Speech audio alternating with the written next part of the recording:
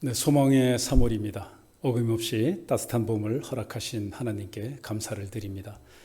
엊그제는 공원에 운동 겸 산책을 다녀왔습니다. 잔디도 여기저기 푸르게 올라와 있더군요. 겨우내 움츠리면서 몸을 바짝 낮추었던 그 나무들 하며 또 풀들이 싹을 틔우면서 건재함을 과시하고 있습니다. 그 모습이 마치 박해 가운데 고난이라는 겨울을 성령의 도우심으로 잘 이겨내면서 더욱 생명력 있게 주되심의 복음을 널리 전하는 초대교회의 그 모습을 닮았습니다. 성령 충만한 사도 베드로도 파견 나갔던 사마리아를 거쳐서 사방으로 두루 다니다가 성령의 권능으로 루따에서 8년 된 중풍병자 에니아를 고쳤고 또 요바에 가서는 죽은 여제자 다비다를 살려서 많은 사람이 주를 믿는 역사가 일어났습니다. 그리고 가이사랴에서 이방인 고넬료와의 뜻하지 않은 만남을 하나님께서 예비하셨는데 그 한 사람 베드로를 통해서 이방인들에게도 구원과 성령이 선물로 주어지는 사도행전 1장 8절에 그 진정한 의미가 담긴 역사적인 사건이 일어납니다. 이제 사도 베드로는 예루살렘 교회에 그간에 힘써 사역한 풍성한 결과물을 가지고 예루살렘으로 향했을 겁니다. 그런데 분위기가 심상치 않습니다. 11장 1절에서 3절 함께 읽겠습니다. 유대에 있는 사도들과 형제들이 이방인들도 하나님의 말씀을 받았다 함을 들었더니 베드로가 예루살렘에 올라갔을 때 할례자들이 비난하여 이르되 내가 무할례자의 집에 들어가 함께 먹었다 하니. 예루살렘 교회의 유대인 신자들은 충격적인 소식을 먼저 들었습니다. 베드로가 율법의 계명을 무시하고 이방인의 집에서 식사하고 교제하고 또 그들에게 세례까지 주었다는 소문을 들었기 때문입니다. 신자들 입장에서 보면 교회에서 큰 영향력이 있고 또 영적 멘토로서 믿고 따르는 사도 베드로였습니다. 그렇지만 그들이 베드로를 대하는 반응은 매우 부정적입니다. 그 이유는 유대인 신자들은 예수 그리스도를 영접했지만 아직도 구약의 전통과 율법 속에서 살고 있기 때문에 지금 자신들과 동일하다 여겼던 사도 베드로가 금기를 깬 것에 대하여 섭섭함을 가지고 있고 갈등을 유발시킨 것에 대해서 비판하고 질책하려고 지금 준비하고 있는 것입니다. 그런데 먼저 소문으로 판단하고 정죄하듯 비난하고 있습니다. 심지어 당사자인 베드로가 아직 예루살렘에 도착하기 전인데 먼저 이방인들이 하나님의 말씀을 받았다는 소식이 사도들과 다른 신자들에게 전해졌습니다. 남을 섣불리 판단하는 습관이 예수를 믿어도 사라지지 않는 것 같습니다. 섣부른 판단과 정죄로 인해서 우리도 교회 안에서 초래될 그 심각한 문제들이 뭐가 있을까요? 우리 유대인 예루살렘 교회를 돌아보면 유대인과 이방인 사이가 분열될 수 있는 잠재 가능성이 있습니다. 두 번째는 교제하면서 터지게 될 음식 문제라든지 또 할례 문제라든지 이런 것들이 교회의 분열로 연결될 가능성도 배제할 수가 없는 것이죠. 사도 바울은 로마서 2장 1절과 2절에서 남을 판단하는 것에 대해서 이렇게 말하고 있습니다. 그러므로 남을 판단하는 사람아, 누구를 막론하고 내가 핑계하지 못할 것은 남을 판단하는 것으로 내가 너를 정죄함이니 판단하는 내가 같은 일을 행함이니라. 이런 일을 행하는 자에게 하나님의 심판이 진리대로 되는 줄 우리가 아노라. 그렇습니다. 하나님은 판단과 정죄를 죄로 다루심을 보게 됩니다. 사역을 잘 마치고 보고하러 오는 베드로의 심정을 생각해 봅니다. 와보니 기대한 얼굴 표정이 아닙니다. 싸늘한 냉기가 흐릅니다. 수고했다 칭찬과 격려는커녕 보자마자 따질 듯 하려 듭니다. 지금 베드로는 그가 가이사랴에 갔다거나 또 이방인들에게 복음을 전했다는 그런 복된 소식보다는 이방인의 집에 들어갔고 이방인과 함께 식사를 했다는 점 때문에 비난을 받고 있는 것입니다. 율법과 전통에 얽매인 그 선입견 때문에 본질을 보지 못하고 작은 것 하나를 우연이라도 범하는 것을 두려워했던 경건한 유대인 신자들에겐 그 일이 대단히 반감을 사는 일이었기 때문입니다. 실제로 제자들과 예수님이 죄인들과 세리들과 함께 잡수실 때, 또 그리고 바리새인들과 서기관들 앞에서 제자 중 몇 사람이 손을 씻지 않아서 부정하다 여긴 그 손으로 떡을 먹을 때도 이를 보고 비난하며 문제를 제기했던 그 바리새인과 서기관들의 태도처럼 동일하게 베드로도 지금 비난을 받고 있는 것입니다. 더구나 베드로는 유대 정결법에서 부정하다 여긴 죽은 동물이나 사람을 만진 사람에 해당되는 무두장이 시몬의 집에서도 유숙했었습니다. 당시 예수님께서는 종교 지도자들과의 갈등이 생겼던 그 유대의 정결법과 음식물의 금기에 대해서 하나님 앞에서는 정결해야 하기 때문에 부정하면 안 된다는 사실에 대해서는 종교 지도자들의 입장과 함께 갔습니다. 그러나 그 부정의 이유에 대해서는 그들과 의견이 완전히 달랐음을 마가복음 7장에서 말씀해 주십니다. 그렇게 따지는 종교 지도자들에게 또 말씀했지만 이를 또 궁금해하는 제자들에게도 시각적인 언어로 알기 쉽고 또 분명하게 알려주시는데요. 그 마가복음 7장 17절에서 19절에 보면 이렇게 나와 있습니다. 무엇이든지 밖에서 들어가는 것이 능히 사람을 더럽게 하지 못함을 알지 못하느냐. 이는 마음으로 들어가지 아니하고 배로 들어가 뒤로 나감이라. 이러므로 모든 음식물을 깨끗하다 하시니라고 말씀하십니다. 음식물은 깨끗하든 더럽든 입으로 들어가서 위장을 거쳐서 화장실로 나갈 뿐 우리를 더럽히질 않는다. 사람 안에서 나오는 것이 사람을 더럽게 하는 것이다 라고 하신 것입니다. 그러면서 이어진 20절과 23절에서 사람의 마음에서 나오는 것은 악한 생각들이 많은데 이 모든 악한 것이 다 속에서 나와서 사람을 더럽게 한다라고 말씀하셨습니다. 예수님은 결정적으로 우리를 가장 부정하게 만드는 요인은 죄악된 본성이 살아있는 그 마음이 문제라는 것입니다. 외모보다 마음 중심을 강조하고 있음을 봅니다. 그런데 사역을 보고하는 장소의 현재 분위기는 일촉즉발의 상황입니다. 조금만 건드려도 곧 폭발할 것 같습니다. 혼란스러워하는 사람들이 있습니다. 그리고 갈등과 많은 오해를 일으키는 요소들이 함께 있습니다. 이제 성령의 사도 베드로의 사역 보고가 시작되면서 사건의 놀라운 전환이 예고됩니다. 함께 11장 4절에서 7절 보시겠습니다. 베드로가 그들에게 이 일을 차례로 설명하여 이르되 내가 요파시에서 기도할 때에 황홀한 중에 환상을 보니 큰 보자기 같은 그릇이 내 귀에 매어 하늘로부터 내려 내 앞까지 들이어지거늘 이것을 주목하여 보니 땅에 네발가진 것과 들짐승과 기는 것과 공중에 나는 것들이 보이더라. 또 들으니 소리 있어 내게 이르되 베드로야 일어나 잡아먹으라 하거늘. 우리는 여기서 베드로의 행동을 주목해 보아야 합니다. 베드로는 4절에서 자신에게 일어난 일을 하나씩 설명하고 있습니다. 만약 베드로가 변화되기 전에 그 혈기를 품고 지금 나에게 무슨 일이 벌어졌는지 내가 알고 있는데 이 일은 하나님께서 나에게 하신 말씀이므로 당신들에게 내 입장을 변명할 필요가 없어 라고 한다면 어떤 상황으로 갈까요? 변화된 베드로는 온유함으로 인내했습니다. 그리고 화평과 이해를 돕기 위해서 열심히 설명하는 수고를 아끼지 않고 있습니다. 베드로는 11장 4절에서 15절까지 이 설명 가운데 그 비본질적인 설명을 생략하고 그들이 오해와 연결된 부분에 또 비난과 연결된 부분에 집중하여 설명을 하고 있습니다. 베드로는 4절에서 자신이 환상을 보았을 그 시간에 자신이 기도하고 있었다는 사실을 알아주기를 원하고 있습니다. 그리고 보자기 같은 그릇이 내려와 그것을 주목하여 보았다라고 말하고 있습니다. 특히 레위기의 그 제한 규정으로 금지된 짐승들에 대한 설명도 상세히 언급하고 있습니다. 이어서 베드로는 이 짐승들을 잡아먹으라는 그 주의 명령을 거절했다고 다시 한번 말하고 있는데요. 8절에서 10절입니다.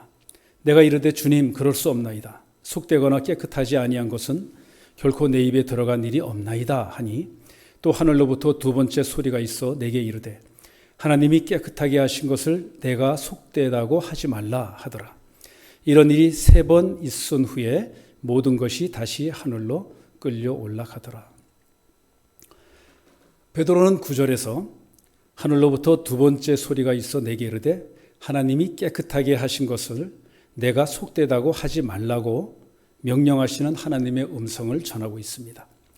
마지막으로 베드로는 자신과 하나님 사이에 이런 대화가 3번 반복된 후에 모든 것이 다시 하늘로 끌려 올라갔다고 말하고 있습니다.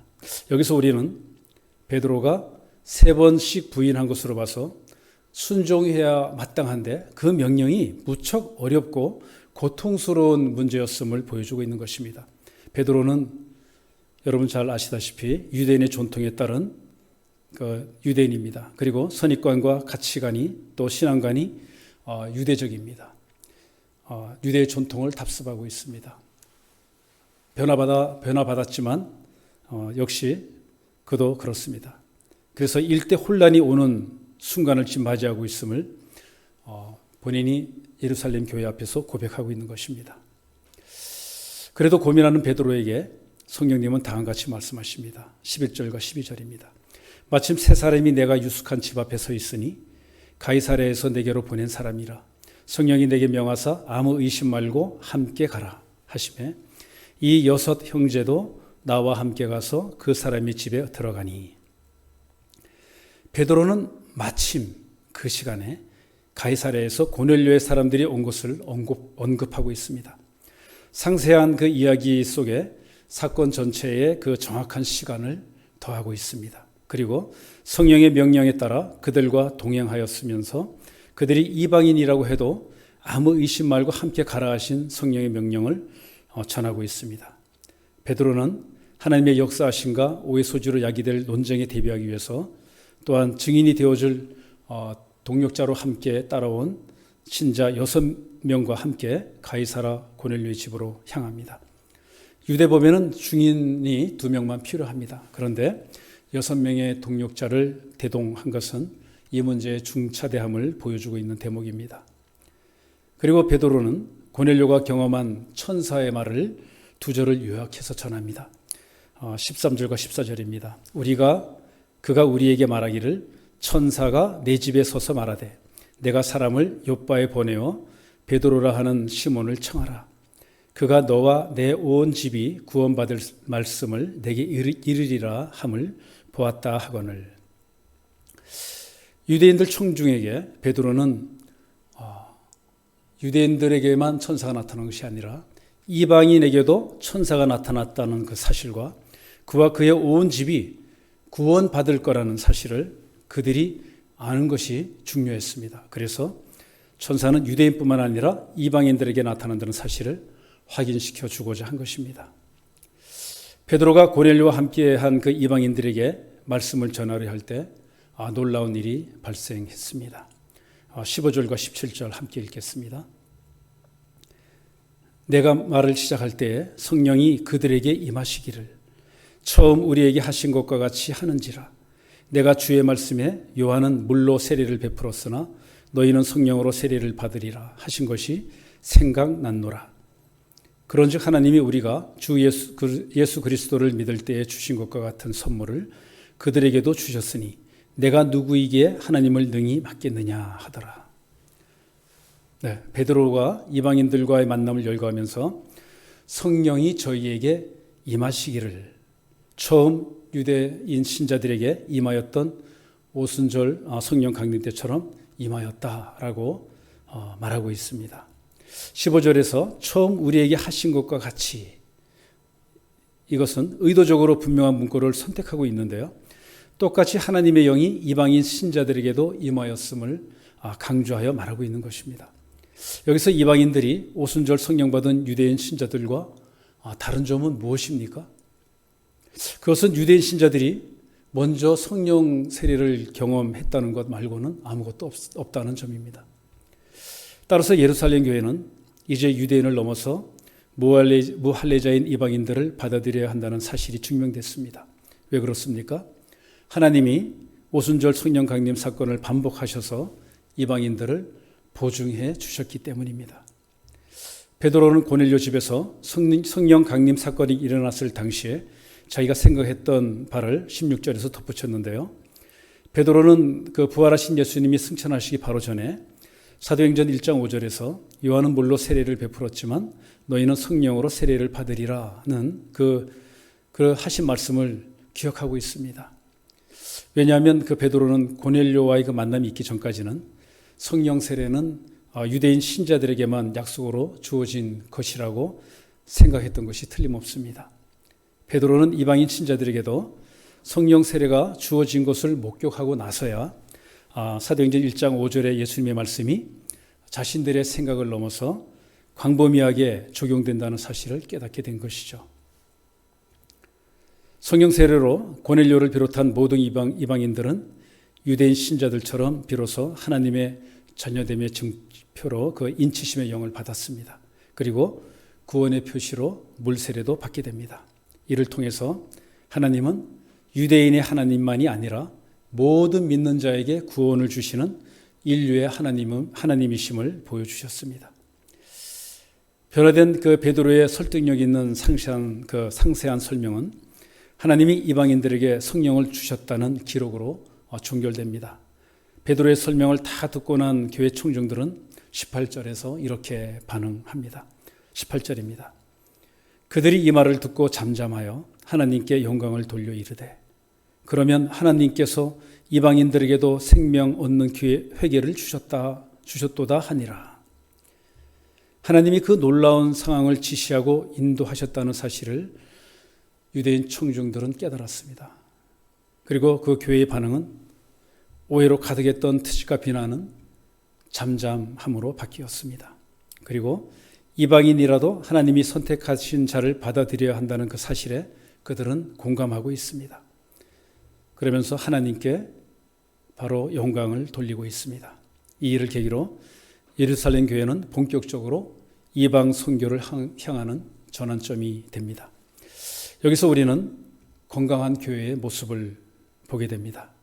베드로를 포함해서 성령 충만했던 사도들조차도 그들이 가졌던 선민의식과 함께 수세기 동안 추측되고 경험되어진 유대 전통과 가치관에 젖어 있었지만 하나님이 이방인에게도 구원의 문을 열어주셨다는 그 복음을 알게 되었을 때 초대 예루살렘 교회는 비난에서 돌이켜서 즉시 인정하고 하나님께 영광을 돌리고 있는 것입니다. 이것은 돌이켜 하나님 뜻에 바로 순종하는 모습인 것입니다. 우리도 신앙생활하면서 내 생각, 내 고집, 내 편견, 내 가치관으로 남을 판단하거나 또 공동체를 판단하거나 또 불신과 트집을 또 비난으로 그런 일을 했을 때 오늘 베드로의 사역보고를 듣고 나니까 섣부른 판단과 정죄는 하나님께서 죄로 다루시고 또 금물임을 깨닫게 됩니다. 베드로를 통해서 우리는 보게 되었습니다. 성령이 함께하면 오해와 비난도 잘못임을 뉘우치고 바로 돌이키는 것입니다. 성령이 함께하면 교회가 하나님의 뜻으로 하나가 됩니다. 그렇게 하나님께서는 이방 세계를 여셨습니다.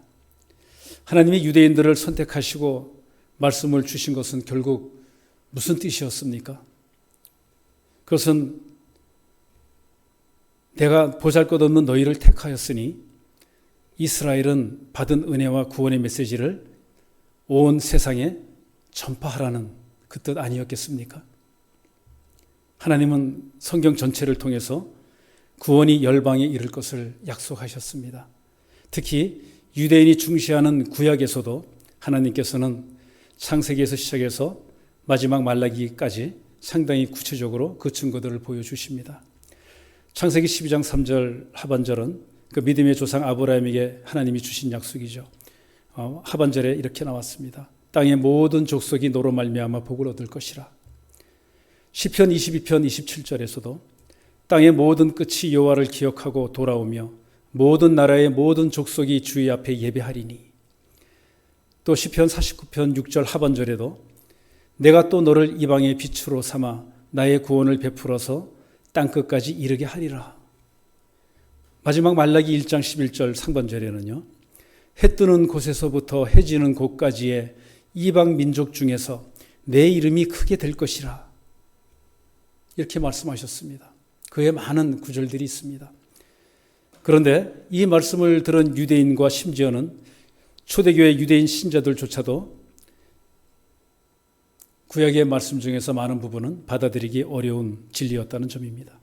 유대인 신자들은 특정한 예언들이 그리스도 안에서 어떻게 성취되었는지를 이해했지만 그들조차도 자신들에게 적용되는 특별한 말씀만 취하고 있습니다. 우리도 종종 하나님의 말씀에서 내 마음에 맞고 또 나를 지지해 주는 말씀만을 받아들이고 싶을 때가 있습니다. 그러면서 고북하고 부담스럽고 좋아하지 않는 말씀은 무시하기도 합니다. 그렇습니다. 성경의 모든 말씀은 우리에게 주신 하나님의 말씀이죠. 신구약 전체가 하나님의 뜻, 하나님의 생각으로 가득 차 있습니다. 예수 그리스도의 오심과 예수 그리스도의 주되심을 선포하는 말씀으로 또한 가득 차 있습니다. 그래서 모든 말씀은 절대적인 진리로 우리가 받아들여야 할 것입니다. 예수님이 이 땅에 복음을 주신 후 2000년이 지났습니다. 그런데 지금 우리는 사도행전의 정반대 상황에 직면해 있는 것 같습니다. 초대교회 사도들과 유대인 신자들이 고넬료의 그 회심을 계기로 이방인 전도를 위해서 순교까지 하면서 복음을 전했기 때문에 2000년이 지난 오늘 우리나라를 비롯한 이방 세계는 엄청나게 예수님을 많이 믿고 있습니다. 그런데 거꾸로 생각해 보니 지금 이스라엘에 있는 유대인들은 마치 그 당시에 고넬료 같은 이방인처럼 보입니다. 왜 유대인들이 지금까지 예수님을 거부하는지 참 신기합니다. 우리가 이제는 그들을 향해서 복음을 전해야겠다는 생각을 해봅니다. 가라앉은 그 길을 우리는 알 수 없습니다. 엊그젠가요? 목사님께서 믿음은 갈 바를 알지 못하고 가는 길이라고 했습니다. 그 길을 갈 때 나를 꺾는 순종이 따라야 한다고 했습니다. 성경이 말씀하는 대로 그 순종하는 저와 여러분이 또 그런 믿음을 갖기를 축원합니다. 성령 충만한 건강한 교회 안에서 말씀과 기도와 순종 가운데 잘 훈련 받아야 할 것입니다. 사도행전의 사명자로 세워져서 이 땅과 열방과 또 이제는 변방이 된 이스라엘을 향해서 기도하면서 복음을 전하는 저와 여러분이 되기를 축원합니다. 기도하겠습니다. 하나님 아버지, 베드로처럼 변화되기를 원합니다. 내 안에 아직 내가 주인됨이 있습니다. 성령님 만져 주시옵소서.